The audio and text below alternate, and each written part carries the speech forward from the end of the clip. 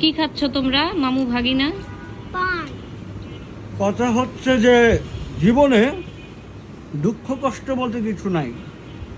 জীবনে যখনই মনে হবে মনে কষ্ট, অভিমান, দুঃখ, তখনই এক খিলি পান খাবেন।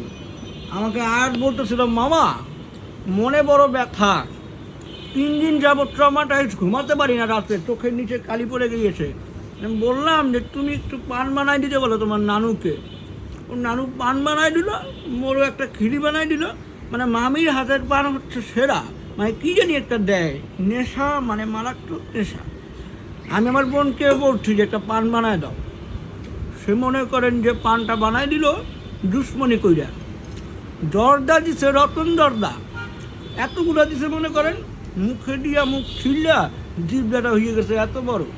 এখন যাই হোক, জীবনে পান আর গান দুইটা থাকলে কিছু আর লাগবে না।